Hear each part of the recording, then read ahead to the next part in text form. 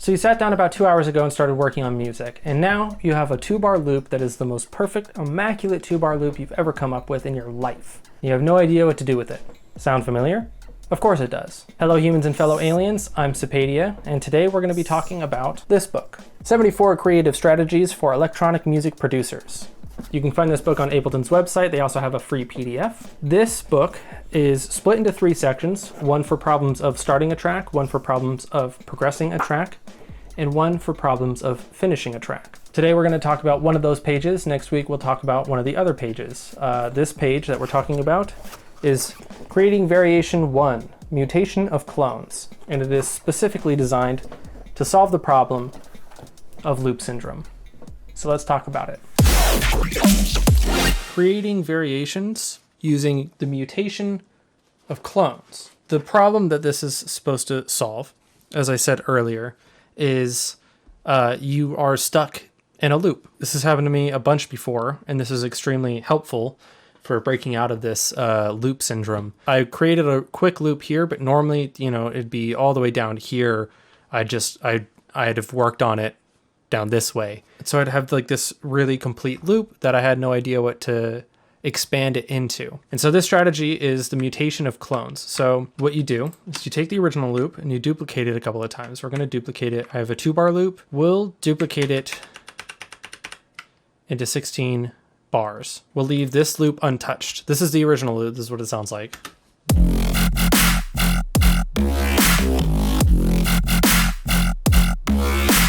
And so the goal of this is to create more ideas by creating by creating children of this original loop. So we take this original loop, we move this loop over here, and then we're going to make just one significant change to this loop. And that could be anything. It could be the structure, it could be the meter, I could change this sound, I could change the rhythm. For this, I think what I'm just going to do is change the rhythm. I'm going to duplicate this over here, see what that sounds like. And then maybe I'll change the structure too and leave it like that. See what that sounds like.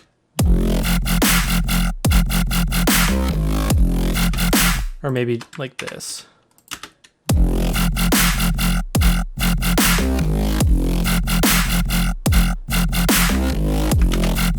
All right, and so if we listen back with them as a full loop,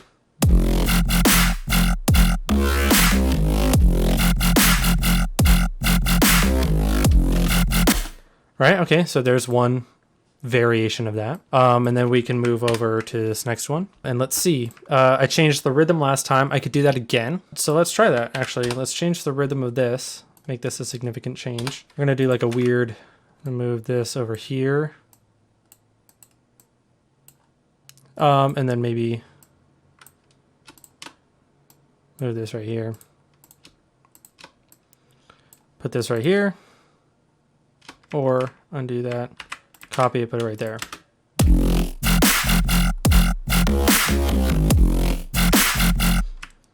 Okay, that's an interesting one. Let's try here with this loop. Let's try changing not the rhythm, but the sound design. So we'll just duplicate that here. Get rid of this.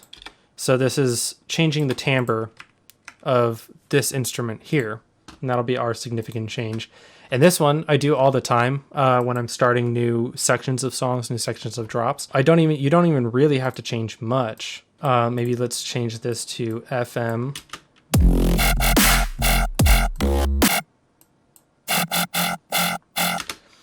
Maybe we'll change the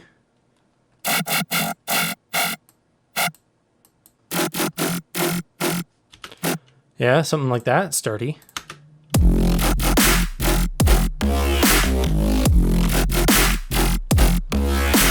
Maybe we can add in a sound or change this to here.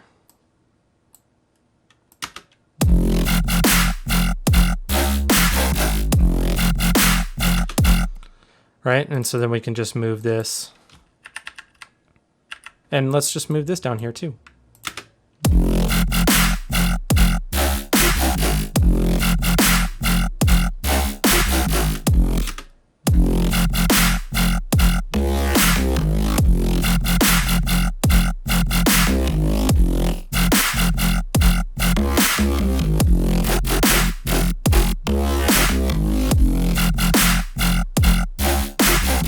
right, let's make another change here. We'll make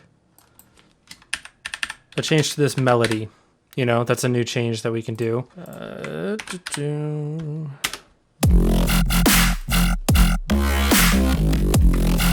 We can move on to this next loop, right? Let's do another rhythmic change here. Pop that in there.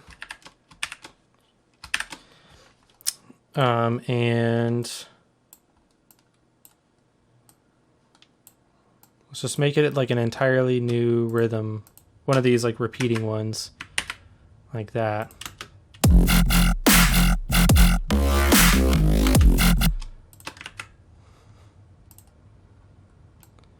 And because of that, we can change the rhythm and the melody here too, if we wanted to. Significant change. So as long as it is slightly different.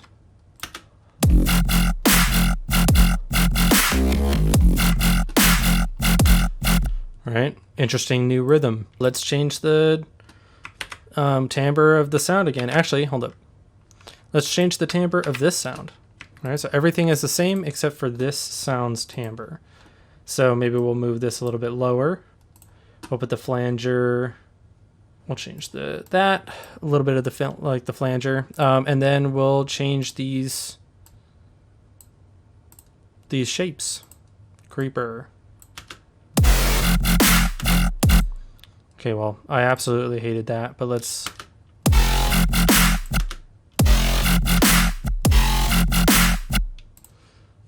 Let's turn off the flanger.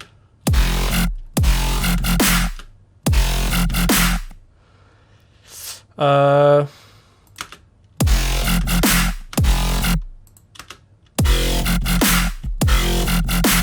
change this to like a digital.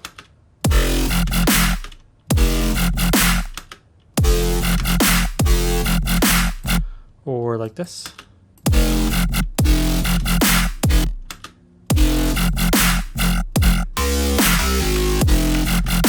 All right, so then we have this full 16 bars of 2-bar loops, starting with this parent loop here. So this is like the parent section. And then all of these are siblings that have descended from this parent.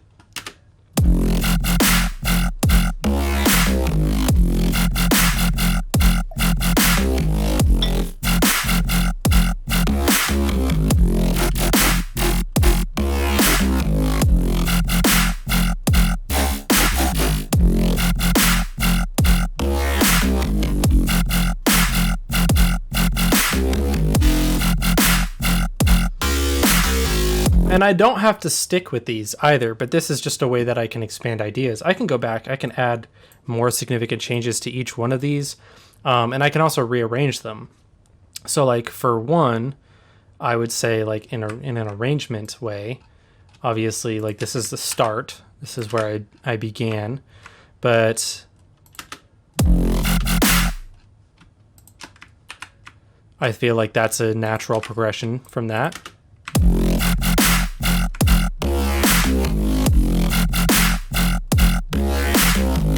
Right, I think like this might be a good after section for that. And then to keep with, well, actually, let's keep with structure, right? So we have, we have a certain structure, so we can go back to this one.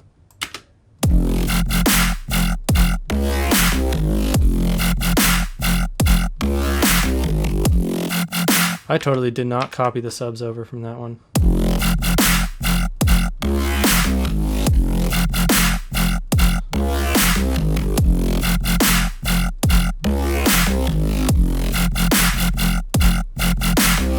What if I took this out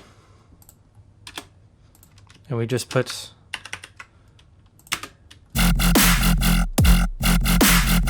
let's move on. So we're in the next section of the drop. I'm going to use the change in the timbre.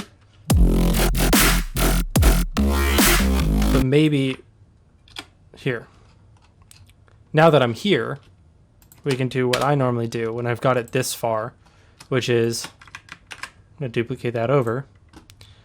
I'm going to move this down into that section. And then there's a few other things like the change in timbre here. I feel like that would be a good way to change up this like every other one. So like right here and right here.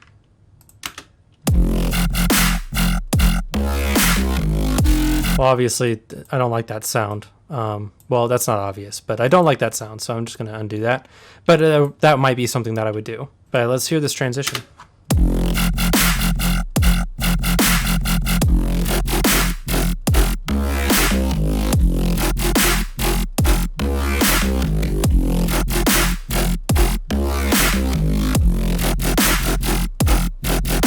So we went from having a 2-bar loop that I had no idea what to do with to a 16-bar drop with structure and different phrases, and something that I can like build off of even further by changing things around. I went from not knowing what to do, not knowing how to expand, to having something to expand from. That is, it's a short lesson today, because next week I'll be discussing the other method in this book that I've really taken a liking to. So I hope that was helpful. Next week we'll be talking about the second page in this book that is a strategy that I've been using. So stick around, hit that like, hit that subscribe button, share this video with someone who is constantly stuck in loop syndrome, which is every producer friend that you know. So don't even lie to me about it. And I will see you next week. Peace.